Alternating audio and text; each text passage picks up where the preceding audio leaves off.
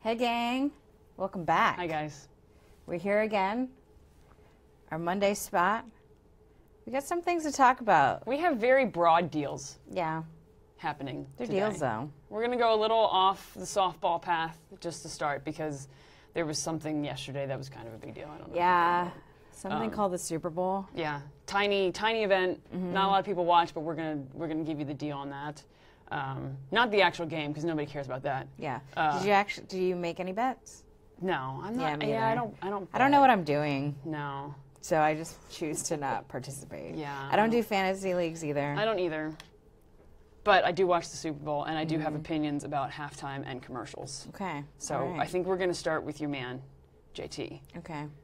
Initial thoughts. You're the big music person. I'm Yes. not. I admittedly listen to Madonna and Pink, and that's about it. Maybe some Florence and the Machine. And Pink opened. I with missed the national anthem. Jeez. But how much of a boss is she? Just taking her cough drop out and just being like Yeah. on the Super Bowl field.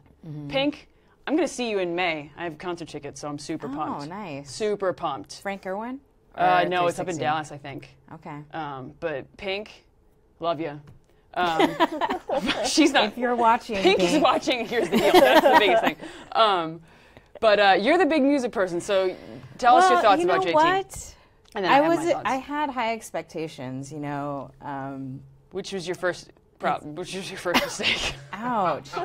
Ouch. He's a very talented musician. Okay. But I just felt like his performance in the first, 2/3 of that whole show was dominated by, the band. And I'm like, you're a pop singer, right? Yeah. I want to hear the vocals. I want to see the dance moves. I mean, okay. But overall, I felt it was a bit underwhelming. Okay. And yours? Okay, here we go. First of all, shout out to Flo Marching because there was a band that performed with him. If you don't know, we also do have a marching vertical. We don't just do softball, we also have marching. So shout out to Flo Marching because there was a band there. Nerd alert. Nerd alert. Man, where do I start? First of all, let's talk about his outfit. This whole Man of the Woods thing, you're not a country singer, and you're not a man of the woods. You may have been when you grew up in Memphis, but you are no longer a man of the woods. Why do you have deer on your shirt? Get it off. Second of all, how dare he get up on stage with a hologram of Prince? He was paying respect. That's like paying respect. That's like what's the girl who sang the Friday song? Friday. Rebecca Black. That's like Rebecca Black getting on stage with Madonna. Get out of here.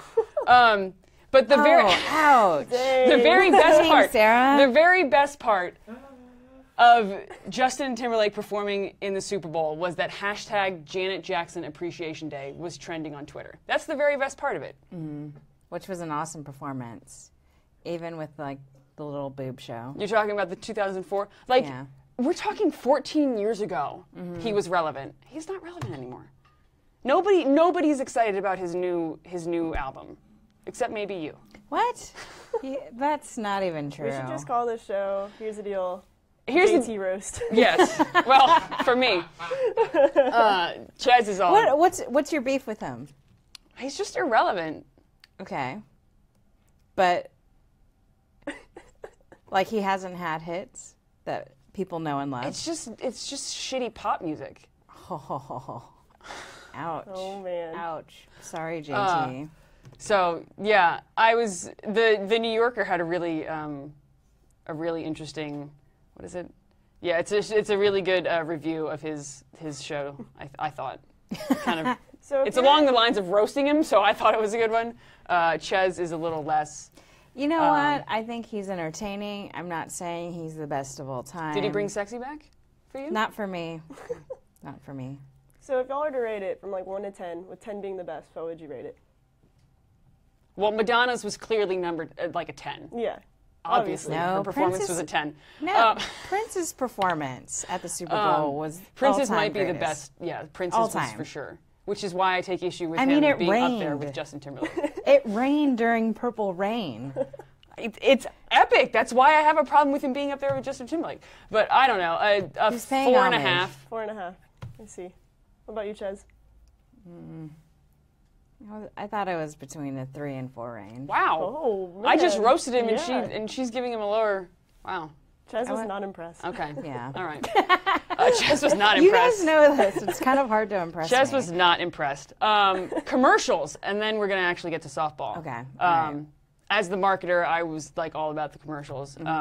Amazon is winning everything in the world right now. Yeah. Bezos makes like $20 billion every week. He's making money. Alexa losing her voice and having Anthony Hopkins. What's the comedian? What's her name? Rebel Wilson. Rebel Wilson. Thank you. Useless Man. information, I know. Yeah.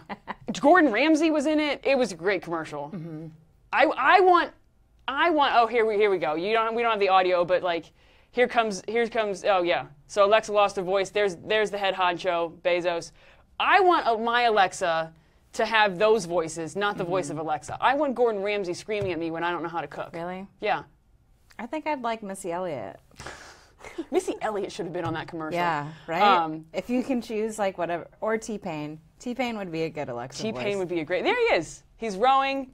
I thought it was great. Cardi B. Yeah, there she is. She's like, I don't know. Go ask somebody else. And then, so that's that Amazon. I love theirs. Tide crushed it. So what Tide did, they did a parody of all the popular Super Bowl commercials that you would see. Like a dude driving in a car, a dude at the bar with a beer with his friends, some kind of magical perfume that we don't know about, a cowboy out on the ranch. Like they did this parody and then they're just like, oh, it's just the Tide commercial. And the guy from Stranger Things crushed it. And, coming off the Tide Pod debacle that they had a couple weeks ago, they just came in there, they came to play. And kids, any kids that are watching, please, don't eat Tide Pods. Yeah. It's not smart. Just don't do it. It's not cool.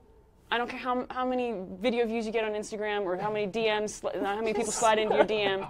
Just don't do it. It's gross. Don't do it. I would rather you commit as a 10-year-old to college than eat a Tide Pod.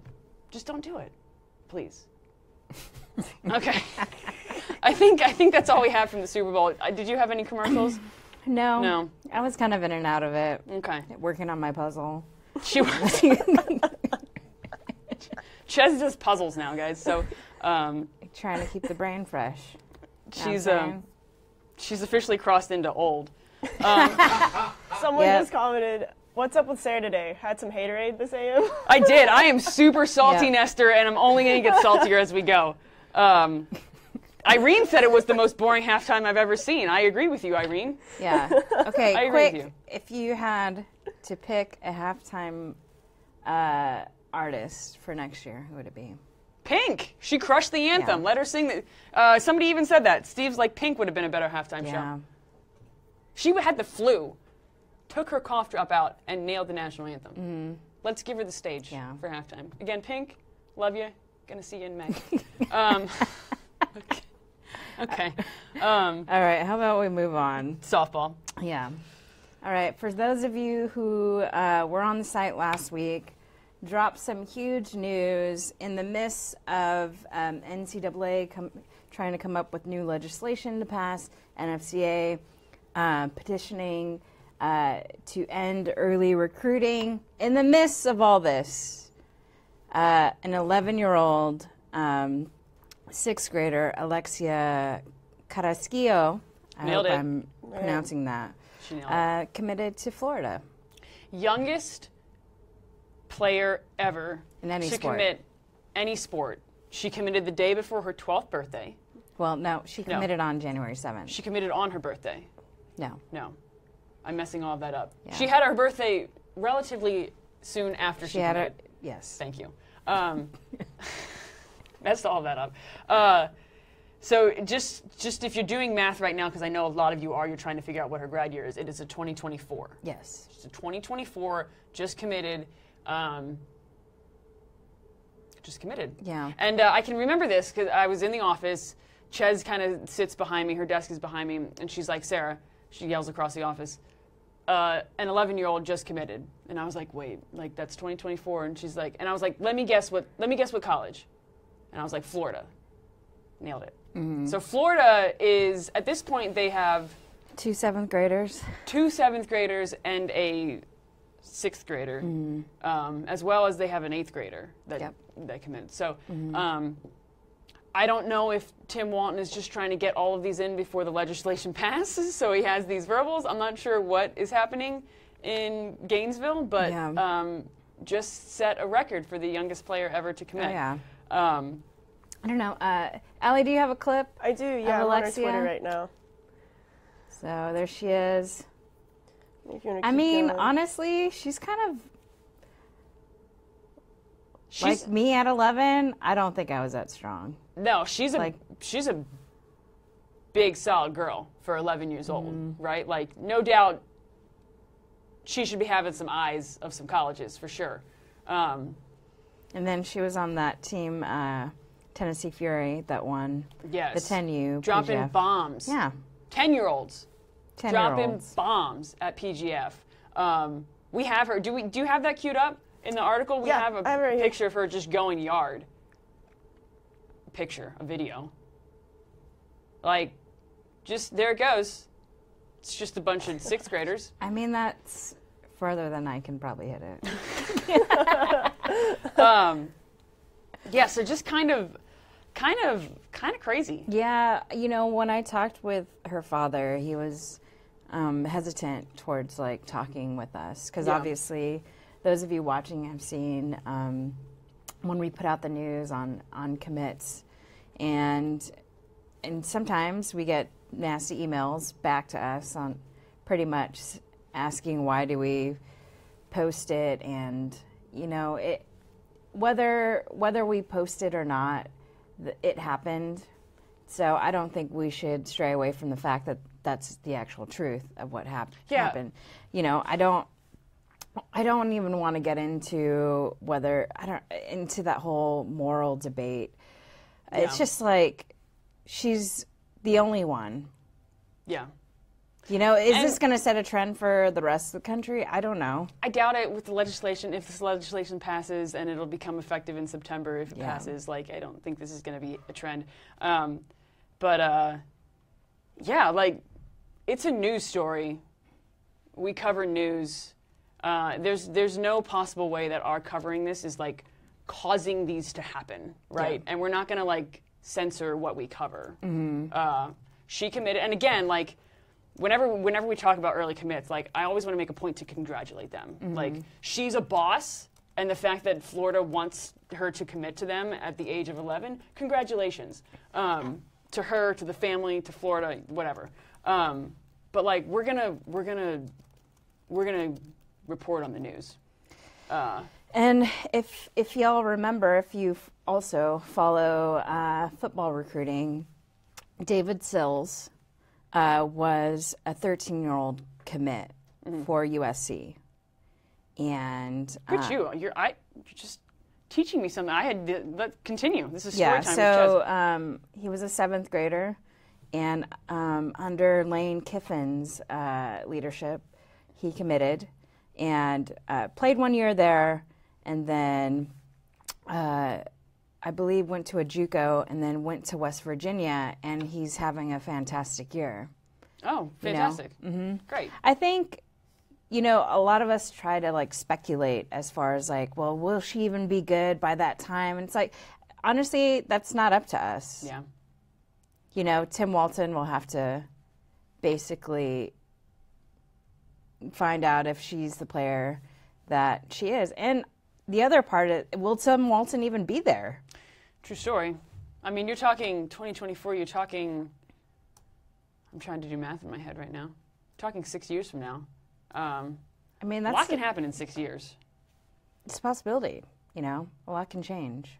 That's like the rest of this presidential term plus the full next presidential term we're talking about away.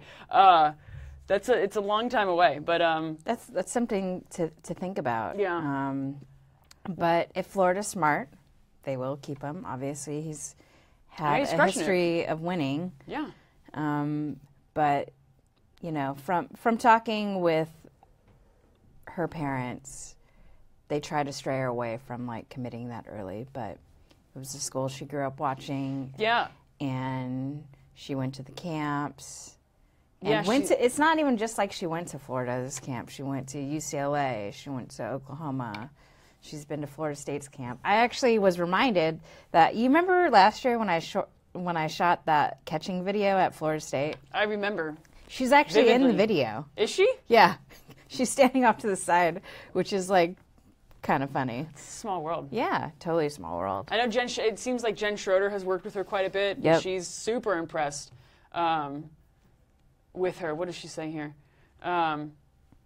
She's like, since the very first time I worked with Alexia 2 years ago, I knew she was in a league of her own. Beyond her physical abilities, her work ethic is unrivaled. It seems like she's a pretty special player, special kid. She's dropping bombs in 10U, Yeah. PGF 10U. Yeah. But let us know what you think. A lot of you already have. Let us know what Yeah, you think. we saw. Maybe less hostile emails to Chez. She's a nice person. You don't need to send her hostile emails. You can send them to me. Yeah. I'm not giving my email address out to anybody, though. Yeah, so that's that. We have the youngest commit ever, which is Yeah. cool. And in recruiting, overall, if you look at the landscape of recruiting, softball is one of, if not the leading sport in early commits. Yeah, I would. Now, where they fall as far as transfers go is kind of like in the middle. So I don't think we've completely seen the ramifications of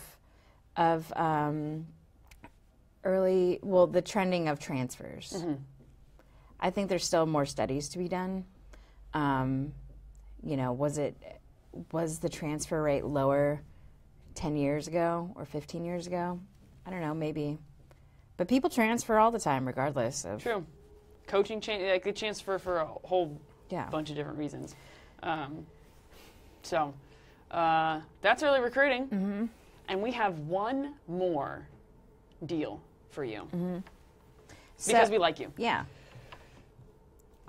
Want me to go? You can go. right. I keep interrupting you. So this weekend, college softball, Division I college softball begins, and for the first time ever, we will have the Kajikawa Classic on FloSoftball. We have a lot of We have so much softball. we have a lot of college tournaments for the first time that will be on FloSoftball. So stay tuned to all of those. But we're going to talk Kajikawa. Yes. So at Kajikawa, we've got some great teams from the SEC. Let's talk Tennessee first. Obviously, Tennessee is going to be one of the premier teams out of the SEC. Oh, yeah. They returned Maddie Moss. And who I'm really excited to see this year is Megan Gregg. Yeah. Homegirl hit like 437 last season. She had like 70-some RBIs. Yeah. Uh, Here's the deal. crushed it. She's Here's the got a- deal with Megan Gregg. She got a big girl swing. Number 2 in RBIs in the entire country. Also put up over 10 home runs. Like she's a veteran on this team. I expect her to have a really solid year for the Vols.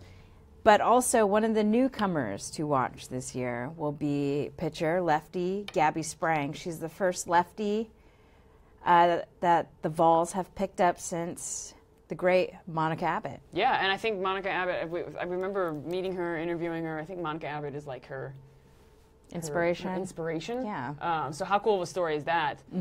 So Gabby Sprang is the freshman coming in. Megan Gregg is crushing the ball. Yeah. And then Maddie Moss. She had a Yeah. 1.76 ERA last year, 193 strikeouts. She lost like 3 games. Yeah.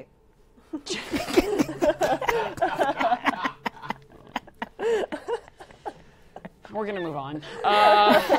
Mizzou. Yeah, we got to talk about Mizzou. Now, with Aaron Earlywine leaving, Right. do you think, the Tigers stumble out of the gate? Yes, I absolutely think they stumble out of the gate. I think it's going to be a very tumultuous season for them. I don't have high expectations for Mizzou this season. I just don't. You know what? I'm going to go on the other side. I think that they're going to have a better season than last season. I'm staying in my theme of being really salty this morning. That's what my saltiness continues. No, we're disagreeing. I don't think they're gonna have a great season. Why do you think they're gonna have a great season? Well, I think adding Lauren Rice to the pitching staff is certainly going to help them. Between her and Bumgardner, I think they're going to be much tougher in the circle. And then I think offensively, they're going to have a pretty stout lineup between Amanda Sanchez, Burnside, who's now a sophomore. You've got Riley Pierce.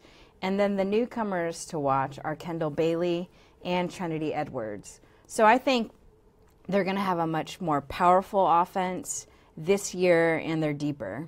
So, what do you think of Gina Fogue being named the interim head coach? I think it's the smartest move, obviously, with season, within 2 weeks away, they went for pretty much the person who the girls would feel much more secure with versus going with somebody who's totally different. And not to mention, if you're a coach, like, would you want to jump in that situation? Right. Like, having to, get a team to trust you within 13 days, I think is kind of irrational. So we talked last week about how surprised we were that the firing came this close to the season. So another reason why I think it's just going to be a tough year for them. We got a question here. Any news on when they're hiring a head coach? I think we talked about that a little bit. Do they have a time frame? It's coming. If I had to take a guess, it's probably either going to happen during the summertime or in the fall. I think it's going to happen during the summertime. That way, that coach can pretty much put together a recruiting plan. And I did come up with a pretty lengthy list of potential candidates. You guys want to hear about them? Chez is, yes, of course. They're all cheering. Okay. They want to hear. I can hear them. Okay. Let's see if I can find it. Because I tried to put a poll in, and I was having some trouble. Missouri. Oh, here we go. Oh, Annie. Annie says hello. Hey, Annie. She's in Lyons, Oregon. Hi. Thanks for tuning in. Oh, shoot. Technical troubles. Bear with me. But on that list, let's see. Who should be Missouri's head coach? Also, all right. Chez is ready to go. The wait was worthwhile. Trust us. So last time I talked about Jimmy Colitis. I think some other potential worthy candidates would be Tony Baldwin, the associate head coach for Georgia, Christine Himes, also from the SEC, associate head coach from Kentucky. I mentioned Jimmy Colitis, Jen Rocha, you mentioned before. That was mine. She took that one from me. Howard Dobson. As you can see, I'm sticking with the SEC because I think if you are going into the SEC, you should know kind of the temperature of the water. Sure. And no better pool to choose from than the people who are swimming in it. She was a coach. She knows what she's doing. I thought Holly Bruder is definitely worth. I thought that was a good one. Oh, look at you! About look at you guys. Head coach for Lamar University. She's had season after season, pretty successful. I like that. Yeah. I like that one. Mizzou, I like that. Mm-hmm. Jerry Glasgow, because you just never know. Yeah. He just wants to steal out of the country. Yeah. Just, I also threw in my old teammate, Kat Osterman. Hey, yeah. She's an associate head coach at Texas State. Yeah. Putting in her time. They've been pretty successful. And I threw in another assistant, Craig Snyder. For Florida State. Do you think you would leave Florida State? Look, that's a whoever goes into Missouri, yes, it's a tumultuous situation, but you've got a brand new stadium, you've got recruiting classes that are looking pretty damn good for the next handful of seasons. Bobby Bryce just threw a giant wrench in this conversation. Oh yeah? He asked Mike Lotif. Ooh. I think it's too soon. I think it's too soon too. I think also Lotif has kind of moved on, but and given it's a real thing, his health issues, that kind of weighs into it. But I think as far as those list of candidates, I feel like those are pretty strong to go after to take over that program. Because they can, I mean, it wouldn't take them long to get back into that race. No, they're a solid program. And like we said last week, Earlywine had success in the wins and losses column. He just didn't have success in kind of managing chaos. Yeah. And, you know. Yeah, I definitely think they go with somebody with a different temperament. Yeah. But, yeah, we'll see who they choose. But I'm guessing that hire is going to happen sometime this summer.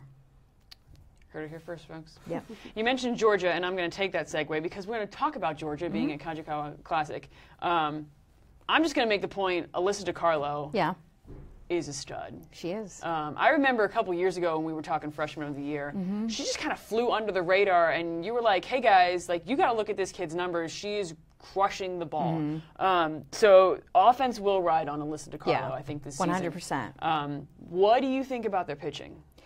I think their pitching is much stronger this year, and I think Brittany Gray will have more support in the bullpen, which was much needed for the Georgia Bulldogs. In the circle, who I think will definitely help them kind of share innings will be Kara Napoli and then Lauren Mathis.